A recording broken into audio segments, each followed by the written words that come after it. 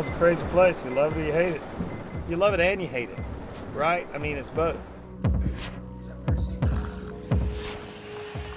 So tell us what happened in front of bed. I'm pretty sure that he just stood up off the couch and jumped through the window. He was infectious, like his mood and his laugh. He was on his hands? The blood was on his hands, yeah. When did you start to get mad? When I started believing that I was not being told the whole story. Mom.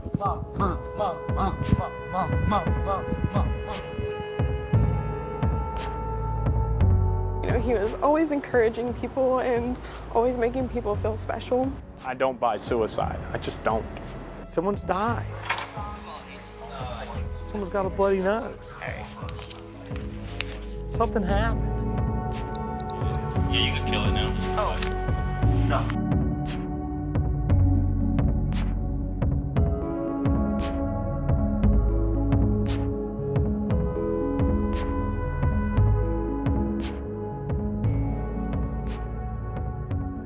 Seth worked 2 shifts at restaurants that night, in the morning at Commander's Palace and at night at Gree. He fell to his death the morning of October 28th, out a 12th floor window in the Saratoga Lofts building in the CBD. Seth had drugs in his system and he was hanging out with 2 of his friends from back home, North Carolina. They say Seth jumped through the window, and when police arrived, one of those friends had a bloody nose. The police report says suicide, and the autopsy report also says suicide. But the Donaldsons have so many questions about how Seth died that they're continuing to push for answers. And there were questions in my mind, too, that I just couldn't seem to shake.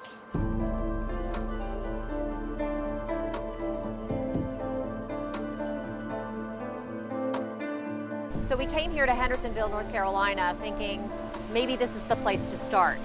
And we found a lot of answers, but still have a lot of questions.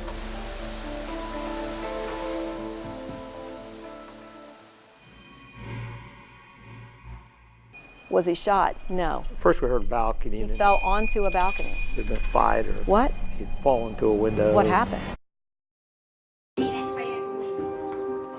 Taking a little video right now. Why are you taking a video? Fast.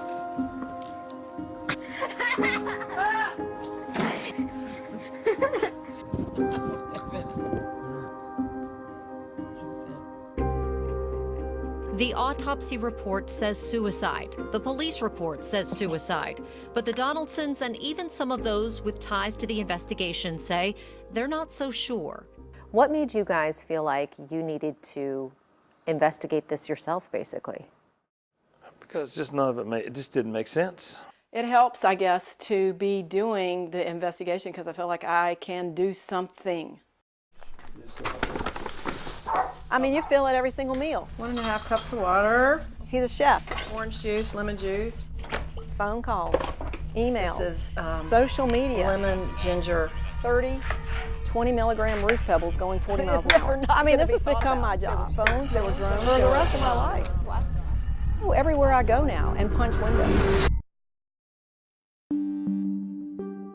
Yes! Do you miss him? Yes. Yes, I miss him every day. We met Abby Hudson at Jump Off Rock. It's a scenic overlook on top of a rock that juts out over the Smoky Mountains. She says she and Seth used to come here a lot to talk about just about everything. He was infectious, like his mood and his laugh and everything was, but like his perspective on life was infectious. There's just not many people in your life that care for you in the way that Seth cared about people. Michaela Bignino met Seth in culinary school, and their friendship, as platonic as it was, went well beyond food. He just had a very high emotional quotient. He was very empathetic and he could pick up on, you know, what was wrong with people. Seth had a job lined up at a new restaurant. Amy says they talked about it the night before he died at around 10:30. He started his countdown, 20 more days till I come home. Michaela was proud of her culinary school classmate. She was excited that he was getting a chef's job at a brand new restaurant. And within minutes of meeting her, it was clear how much she misses him. We all want to know what happened, because there's no part of me that thinks that he would want to commit suicide or want to jump out of a window. We're not afraid of suicide. We're not criticizing anyone whose family succumbed to suicide, but we know the people Seth was with. And to call this a suicide is to give those other two an out and not explain their motives or what was going on in all the details. Those two of Seth's friends from high school, who we'll call John and Kelly. Those are not their real names. We're changing them because John and Kelly are not accused of a crime. They're witnesses to a death.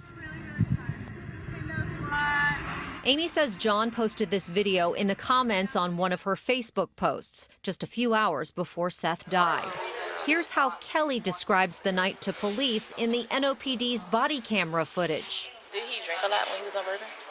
Did he drink? None of us drank. Okay. None of us drank. We were just walking around enjoying the environment. Okay. Yeah. I think he made one mistake. Hanging out with a friend shouldn't have hung out with. I just felt like he got mixed into the wrong crowd, and he's very impressionable. He got arrested, and Was that a wake-up call? I didn't get him out of jail. He's 28 days in jail. I mean, I could have gotten him out, but I'm not going to get him out.